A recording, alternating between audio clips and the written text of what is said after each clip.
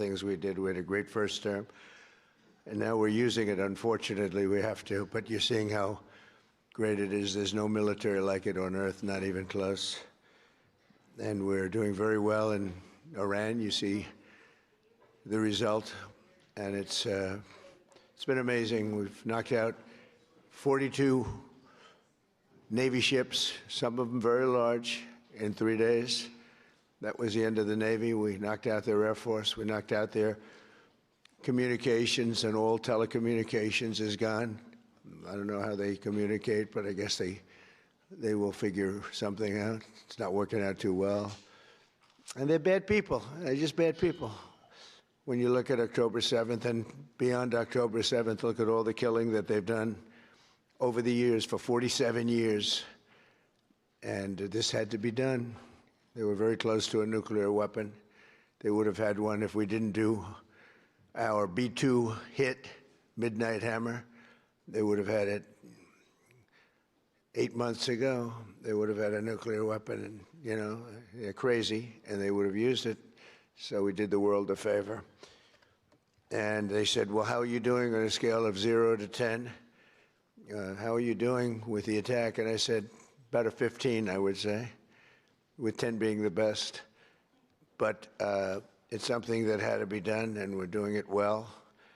And I want to thank everybody involved. I'll be going right after this. I'll be leaving for Dover, very sad situation, to greet the families of the heroes coming home from Iran, coming home in a different manner than they thought they'd be coming home. But they're great heroes in our country, and we're going to keep it that way. There's always, when it comes to war, there's always that. But we're going to keep it to a minimum, I think, Pete, and going to be something, a service that we're really providing, not for the Middle East, but for the world. These were sick people, very sick people. This morning, I'm honored to welcome distinguished heads of state from across the Western Hemisphere for the first Shield of the Americas Summit. And it's something very, very special. Marco's been working on it very hard, so have a lot of other people, because it's a very important place for us. It's nice to be home. It's very, very important. You know, we go all over the world, 9,000 miles away, 12,000 miles away. I said, how long is this flight? Sir, this flight is 19 hours. I said, oh, that's great.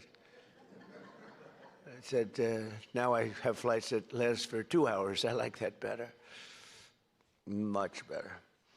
But on this historic day, we come together to announce a brand new military coalition to eradicate the criminal cartels plaguing our region.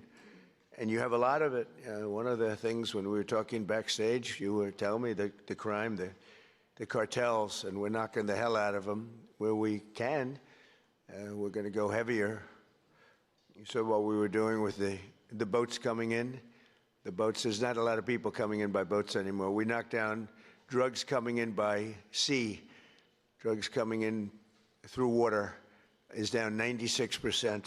We're trying to find out who the other 4% are, because I think they're the bravest people in the world. Either that or they don't watch television, right? They're either very brave or they're not watching. But we're calling this military partnership the America's Counter Cartel Coalition. And that's what you need. You have cartels. They seem to grow in this region unbelievably rapidly. It has to do with drugs, largely. Earlier this week here in Miami, Secretary of War Pete Hegseth, who's right here. Pete, you're fantastic, doing a great job. We're proud of you. And representatives of 17 different nations formally entered this new alliance. The heart of our agreement is a commitment to using lethal military force to destroy the sinister cartels and terrorist networks once and for all. We'll get rid of them. We need your help. You have to just tell us where they are. We have amazing weaponry, as you probably noticed over the last short period of time. But I want to thank members of the coalition, most of whom are friends of mine. Few of them I just met, but most of whom are friends, many of whom I endorsed. And they took that endorsement and they went on to win big. I haven't had a bad endorsement yet, right? He says, yes. He was happy. He was a couple of points down and went up like a rocket ship, right, in Argentina. But the president of Argentina is here, Javier Milei. Thank you very much. Thank you very much for being here. President of El Salvador, another friend, Nayib Bukele. You know, he is a man who we've gotten very close to. I saw him as a young man my first time. You were young and handsome. Now you're older and handsome. You're older and handsome. But he runs a good operation. That's all I care about, right? When I first saw him, I said, he's too young. And then I saw the job he did. I said, well, I guess he's not too young, because I was young and did well. But you've been a great president, and we appreciate the relationship very much. President of Paraguay, Santiago Peña, thank you very much. Thank you very much. President of Ecuador, Danielle Noboa. Danielle, thank you. Thank you, Danielle. President of Panama, I love that canal. Jose, I think he made the greatest deal in history. He bought it for $1. One of our brilliant presidents. I can't sleep over that deal. They gave it to him for $1. Jose Raul Molino, whereas, you know, you made one of the greatest real estate deals in history. Jimmy Carter, one of our great presidents. President of Honduras, Tito Esfora. Thank you, Tito. Thank you very much. Great to see you the other day. President of Guyana, Irfan Ali. Thank you. President of Bolivia, Rodrigo Paz. Thank you very much. Great people. Prime Minister of Trinidad and Tobago. And I have to be very careful with this because, you know, your first name is very similar to a first name that we have, but fortunately it's pronounced different. It's Kamala. It's supposed to Kamala. I like Kamala better in many ways. And I just want to say thank you very much, but I had to be careful with that first name. I didn't want to get it mixed up because it would ruin your reputation completely. Right? I said, is this the same pronunciation? No, sir, it's a little different. It's Cam, right? Cam, as opposed to Cam. Well, we don't like Cam. President of Costa Rica, Rodrigo Chavez, as well as the President-elect of Costa Rica, Laura Fernandez Delgado. So thank you very much. Thank you very much. And the President of the Dominican Republic, Luis Abinader. And so many of my friends are in the Dominican, including the Sugar King, right? He is indeed the Sugar King. He got a lot of sugar. I don't know if that's good or bad, but he's got a lot of it, right? But we're grateful to be joined as well by the President-elect of Chile, Jose Cast. Congratulations. It's an endorsement. Gave you a little endorsement. I love when I give endorsements and people win. But you know what? They don't lose. You know, I don't know. I guess it would be illegal. Could you imagine if I could say they spend millions and millions and millions of dollars on a campaign? They're losing, and they beg me for an endorsement. I give them an endorsement. They win by 30 points, and I get nothing. If I could sell that, is there a way? Do we have any of our legal people here? Marco's close enough. Is there a way I could get paid for that, Marco? I'd make a lot. They spend millions of dollars. And I give it for nothing. I could, even if I put it into the Treasury of the United States, it would be pretty good, right, Marco? But Marco's saying this is not a good idea.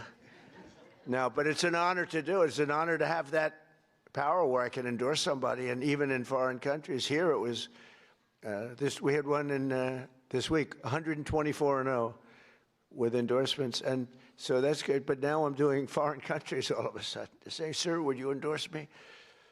And it's an honor.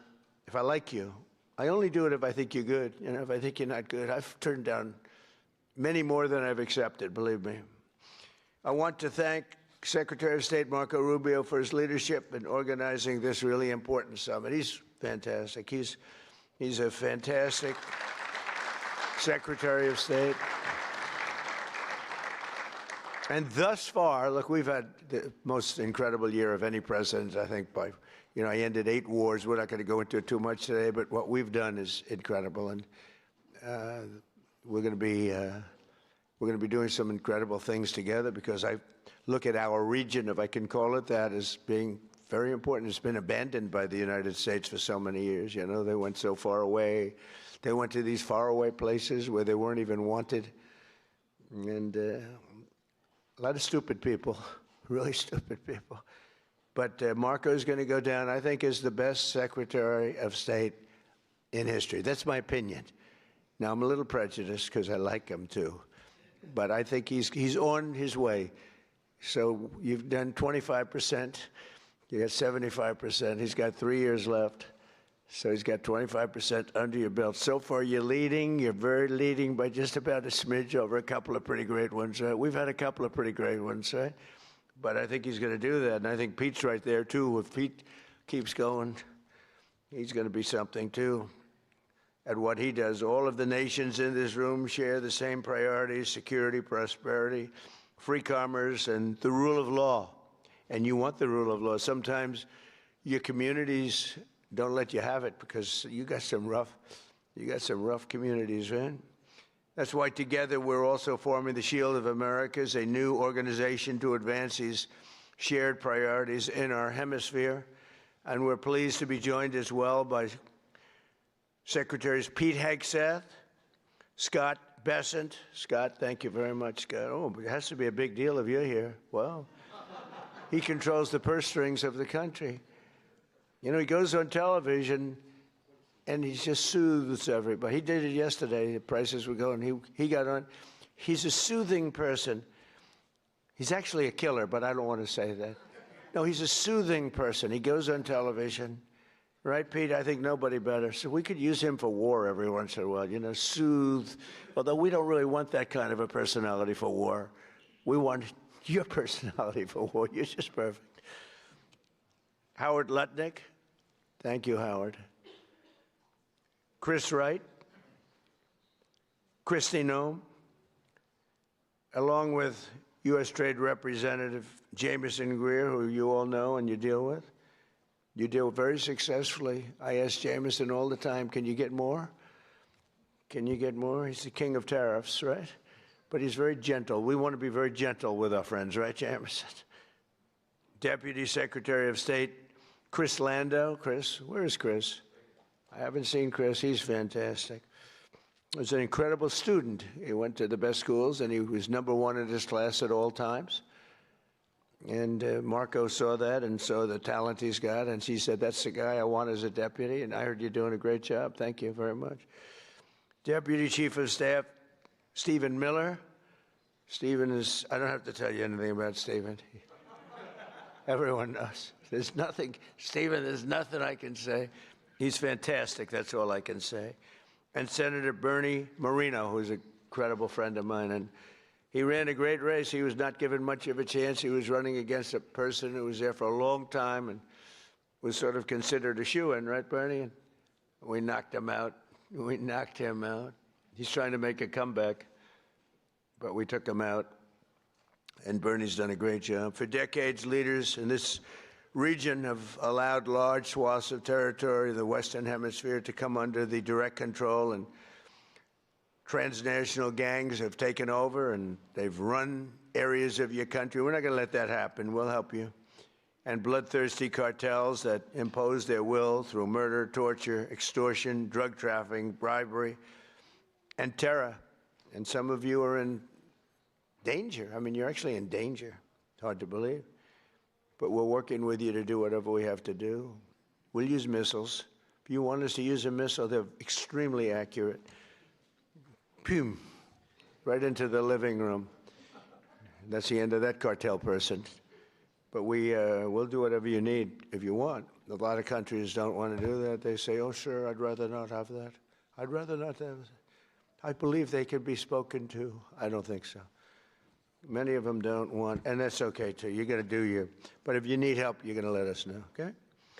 Many of the cartels have developed sophisticated military operations, highly sophisticated. In some cases, they say they're more powerful than the military in the country. We can't have that.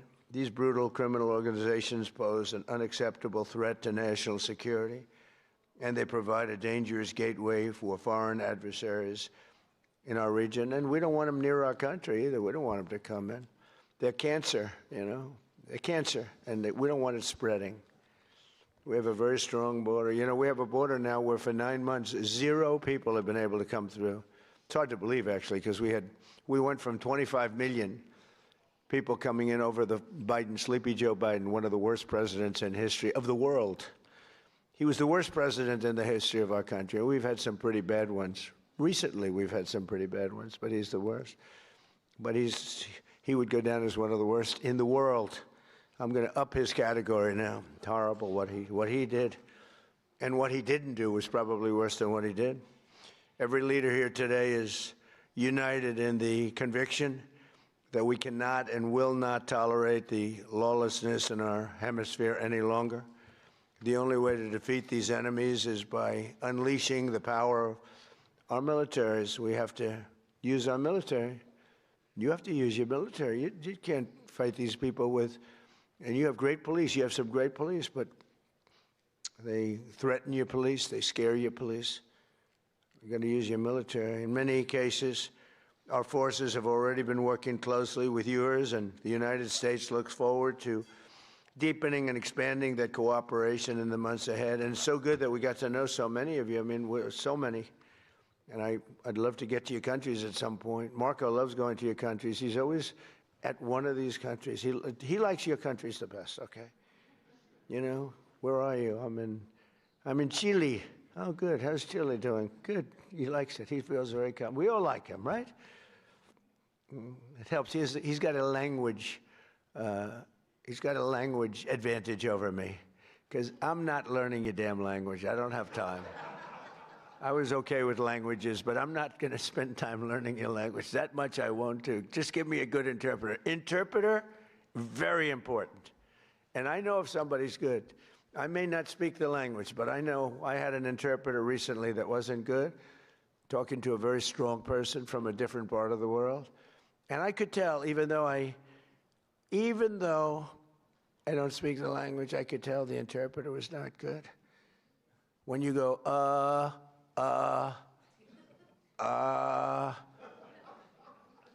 when I give a long, flowing, beautiful sentence, and in this case it was a woman, and she gave it in about 1/4 the time, I said, well, their language may be efficient, but it's not that efficient. And I could also tell when I have great interpreters. Interpreters are very important. You know, you have a bad interpreter. You think you're doing well? Boy, did I do a good job talking to this one or that. Was I great when I spoke to Putin today? Was I great when I spoke to President Xi? Was I great? But if the interpreter isn't speaking right, or is weak, or is ineffective, or is just not good, or not interpreting your words correctly, in one case we had an interpreter who, when she disagreed with what we were saying, she actually changed it. We considered her a foreign minister, right? But no, the interpreter is, I talk about it all the time. Interpreters are really important. When you don't speak the language, they don't speak the language, people have no idea. People have no idea how valuable, and I'm on them all the time, people have no idea how valuable a good interpreter is. But over the last year, the world has witnessed the supreme power of the United States. We're the most powerful military country in the world. Again, I rebuilt it I spent so much time rebuilding it, over $1 trillion, and now we just had another budget. We may be going to $1.5 trillion. We're building a thing called a battleship, like in the old days, remember? We have a Secretary of the Navy, and he suggested, I've always said, why don't we have battleships anymore, shooting big bullets instead of, $3 million rockets? And they said, well, sir, we just don't have them. Nobody could give me the answer, but we're actually building 10 of them. And I said, you know, you remember the old ones from, you'd see Victory at Sea, remember Victory at Sea? And you'd see these ships going through those waves like the waves were nothing, although the waves are pretty powerful. They knock out a lot of territory, but you'd see these incredible, they're pieces of art. Beautiful, most beautiful, the big battleships of the 1940s, right? Power. I said, well, would we ever want to bring them back? Because we have some of them. They're museums and other things. And they said, sir, the new ship is 100 times more powerful than what we were looking at with those guns and amazing, right? 100 times. I said, you sure it's not maybe 90 times? 100 times more powerful. And we're building 10 of them. Not to use them. We don't want to use them, but by having them, nobody's going to play games. So, yeah. Just good to have them. We don't want to use them. They'll say, oh, he's very militaristic. I'm the one that ended 8 wars. I'm the one that, and we have another one coming, I think. The easiest was that, and that was just, and you know, as you would understand this, the hatred between Putin and his counterpart is so great, okay? It's so great that, you know, Ukraine, Russia, you'd think there'd be a little bit of camaraderie, there's not. And the hatred is so great, it's very hard for them to get there. It's very, very hard to get there. So we'll see what happens, but we've been close a lot of times, and one or the other would back out. But we're losing, you know, they're losing. You know, it doesn't really affect us very much because we've got an ocean separating. I'm doing it as a favor to Europe, and I'm doing it as a favor to life, because they're losing 25,000 souls. Think of that every month. 25,000. Last month, 31,000, both sides, 31,000 people died, mostly soldiers. So I have an ability to get those things done, to bring people together, and I did great with so many.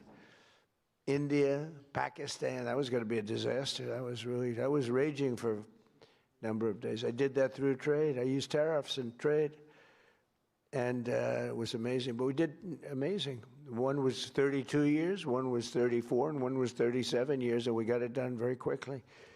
And we'll get this one done too. But the hatred is, hatred's an amazing thing. People do bad things, and people don't get things done when the hatred is too great. That's a lot of it.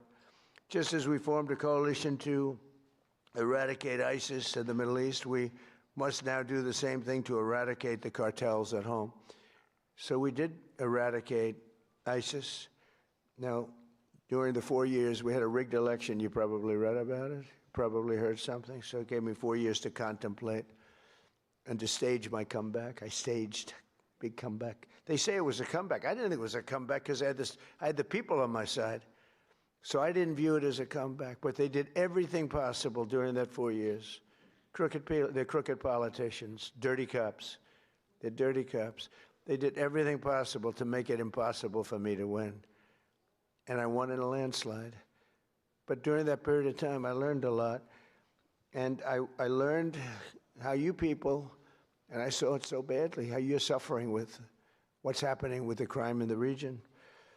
And I said, if we ever come back, we're going to eradicate that crime. And I'm going to work with you. And if you want, we're going to do it. We can do it pretty easily. As part of our commitment to countering the cartel presence in our region, we must recognize the epicenter of cartel violence is Mexico.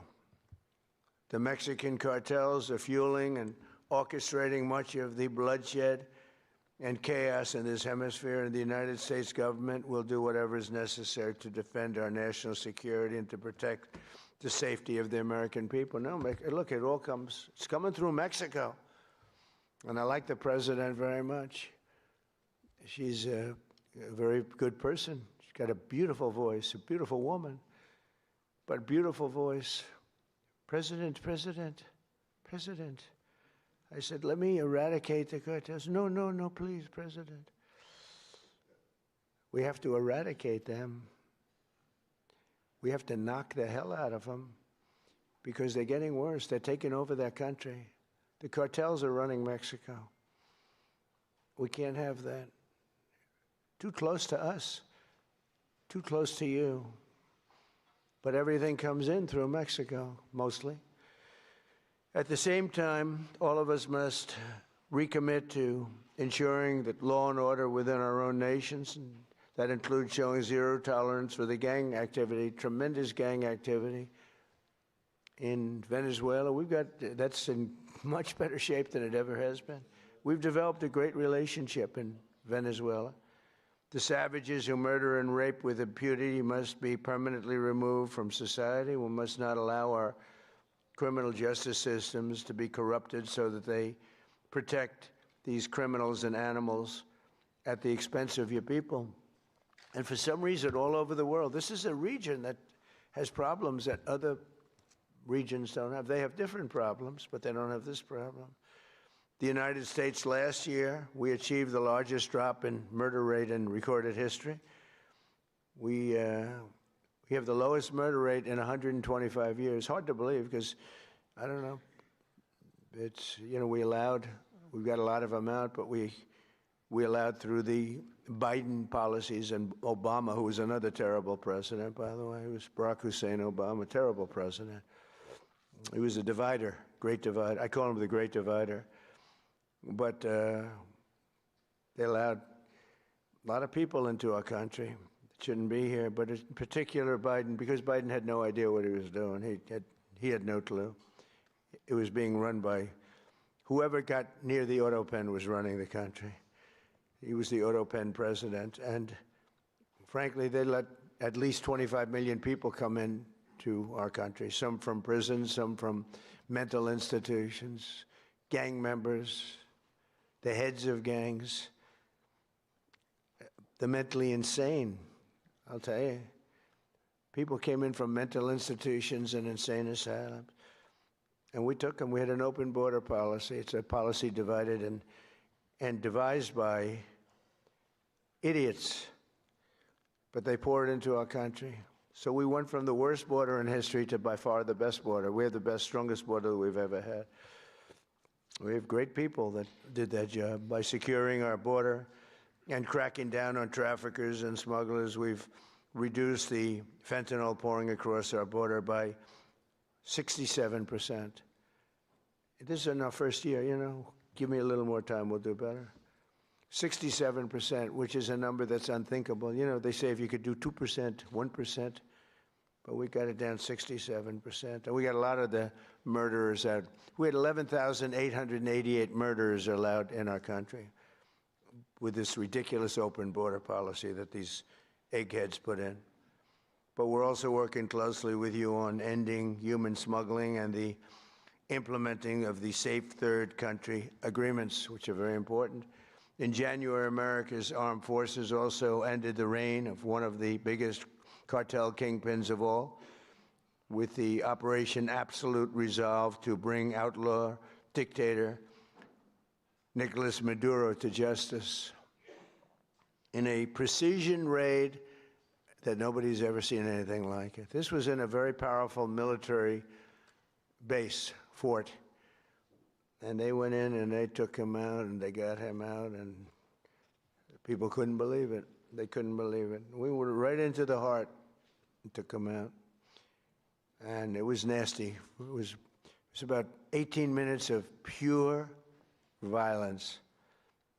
And we took him out. We lost nobody. Not one person was lost. Not one aircraft or no military equipment. Zero. People have never seen anything like it. And you're talking about into a military base with a lot of soldiers, good soldiers. Since that operation, we've been working closely with the new president of Venezuela, Delcy Rodriguez, who's doing a great job working with us. I mean, she's doing a great job because she's working with us. If she wasn't working with us, I would not say she's doing a great job. In fact, if she wasn't working with us, I'd say she's doing a very poor job. Unacceptable. No, but she's doing a great job, Marco, right? And gets along great with Marco. And we're taking out tremendous amounts of oil. They're making more money now than they've ever made ever made. We have the big oil companies, and they are making more money. We're getting some. They're getting a lot. They're making more money now than they've ever made in the history of their country. Can you imagine? And it's being spent properly, and they're watching it closely. And I'm pleased to say that this week we have formally recognized the Venezuelan government. We've actually legally recognized them. We have also just reached a historic gold deal. It's called the gold deal with Venezuela to allow our two countries to work together to facilitate the sale of Venezuelan gold and other minerals. They have great amounts of gold. They have good land. I tell you, it's very good land. But they weren't able to take advantage. The system didn't allow them to take advantage of the value of their land. As we achieve a historic transformation in Venezuela, we're also looking forward to the great change that will soon be coming to Cuba. Cuba's at the end of the line. They're very much at the end of the line. They have no money. They have no oil. They have a bad philosophy. They have a bad regime that's been bad for a long time. And they used to get the money from Venezuela. They get the oil from Venezuela. But they don't have any money from Venezuela. They don't have any oil. They don't have anything from... People can't even... They land in Cuba. They can't get gasoline to fly out. They have to leave their planes behind. And they want to negotiate, and they are negotiating with Marco and myself and some others. And I would think a deal would be made very easily with Cuba. But for 50 years I've been hearing, as a little boy, I'd be hearing about Cuba. You know, Cuba's a disaster. But I've been hearing so much about Cuba. But Cuba's in its last moments of life, as it was. It'll have a great new life, but it's in its last moments of life the way it is. And but our focus right now is on Iran. And we'll do that. I would say, what will you do? Take about 2 days off, Marco? No, he won't. Maybe an hour. He'll take 1 hour off, and then he'll finish up a deal on Cuba. That'll be an easy one. But it'll be the entire region that we're doing that. Many of you have come today, and they say, I hope you can take care of Cuba, because you've had problems with Cuba, right? You mentioned. I was surprised. But 4 of you said, actually, could you do us a favor? Take care of Cuba. I'll take care of it, okay?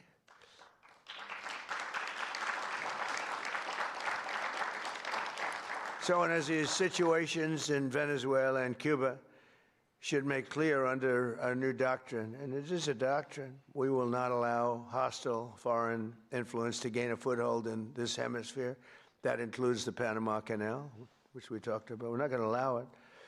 And together we'll protect our sovereignty, our security, and our cherished freedom and independence. And just in finishing up, the nations gathered here today are filled with unlimited potential. You have tremendous potential. It's a great part of the world.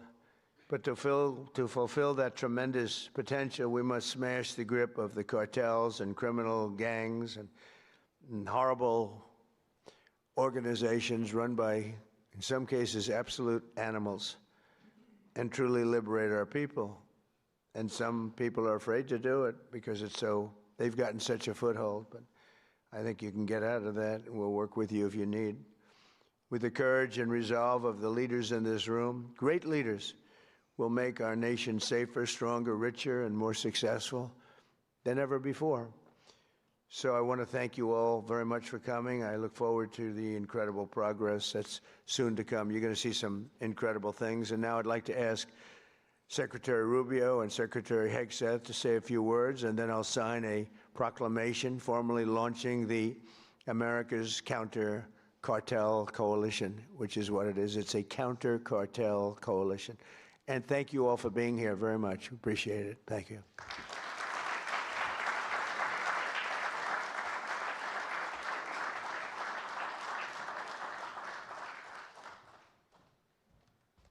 Thank you, Mr. President. I want to thank all the leaders that are here today. I'll be very brief. First of all, Mr. President, thank you for making this region a priority. We've had successive American presidents say that the Western Hemisphere is going to be a priority, and they never do it. and the president has made it a personal priority. He's also a president of action. It's why I believe he will go down as the most historic figure, one of the most historic figures in American history, and certainly of the last 100 years, because of what he has been able to do and is doing right now with the Western Hemisphere. Thank you for your bold leadership. It's an honor to be able to serve in your administration. And Mr. President, 2 points I want to make. The first is, we have a lot of allies around the world, and we are grateful for our allies. And the countries represented here today, all 12 of the leaders here, are allies. But they're more than allies. They're friends. At a time when we have learned that oftentimes an ally, when you need them, maybe may not be there for you, these are countries that have been there for us, and these are leaders that are not just allies, they are friends, and they are always willing to work and cooperate with the United States, and we're grateful to them. And as you said, Mr. President, these are also countries with extraordinary potential. Some are fulfilling it, some are well on their way to fulfilling it, and this is important. We want to be a partner with you in that. We want the world to see that when you are a friend and an ally of the United States, it is a good thing. It's reciprocated. It comes back the other way as well. And so the fact the President is here today and making this a priority is so critical.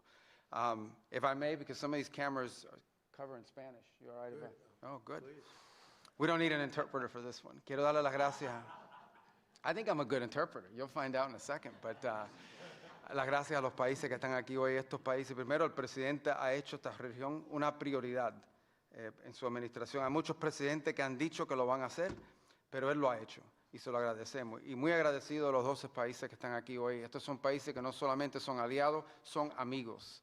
Son países que siempre responden cuando hay una necesidad y trabajan en conjunto con nosotros, y queda mucho por hacer.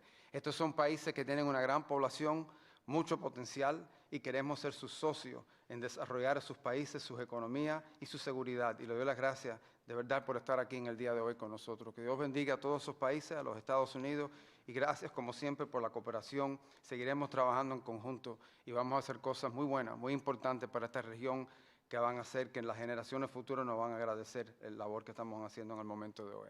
Thank you very much. Thank you. Is he better in Spanish or in English? I think he's better in Spanish. I mean, it's great. Pete, please. Thank you, sir. Mr. President, I only speak American. That's well, Mr. President, it's an honor to be here and to establish in this hemisphere peace through strength. For far too long, our country's gaze was only on borders in far-flung places. Not our own border, not our own hemisphere, not the Western Hemisphere. President Trump has established the Trump corollary of the Monroe Doctrine, the Monroe Doctrine. And the War Department is implementing it as fast as we can. In fact, 2 days ago, Mr. President, we launched 18 countries were signatories to the America's Counter Cartel Coalition, ACCC, which is not just an organization that's going to hold conferences and release white papers. That's not what we exist to do. It's an action coalition of like-minded countries who are going to bring their capabilities to bear, with American leadership at the forefront, to ensure we attack and get after this cartel challenge, which for far too long we have accepted as some new normal in our own countries. President Trump and the American people rejected that in our own. We don't have to live with communities flooded with drugs or violence or cartels and gangs. We can seal our border, and we have to for our citizens. We share a hemisphere and geography. We share cultures, Western Christian civilization. We share these things together. We have to have the courage to defend it. And we have a commander-in-chief in our country who's set that compass heading. And at the War Department, we look forward to working with all of your countries and more that are not here to say, with our shared assets and our intelligence and our capabilities, with American leadership, we will go on offense against the cartels. They will know that we're just around the corner.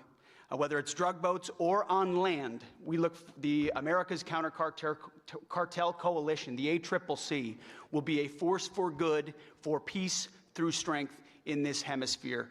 We look forward to working with your great countries. Thank you very much. Thank you, Mr. President.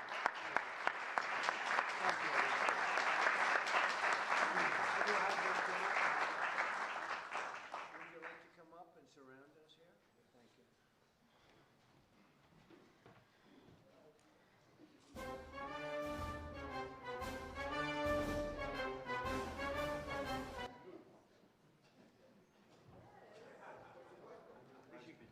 keep that music going. Keep it going.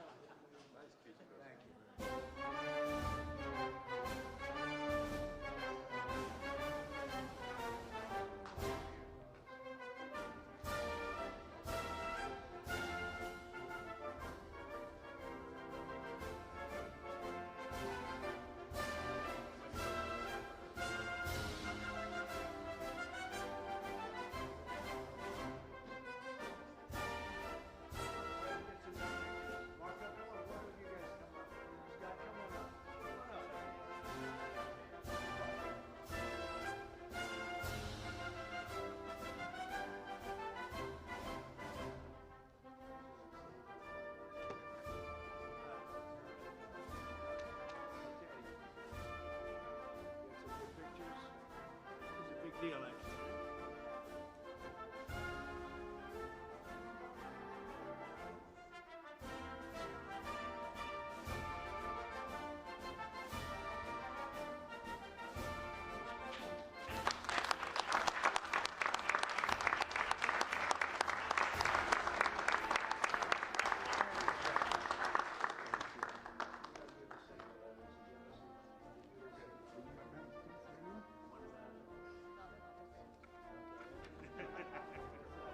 That's not an order.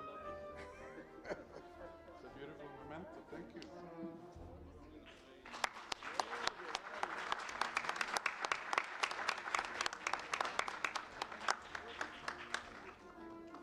Thank you very much, everybody.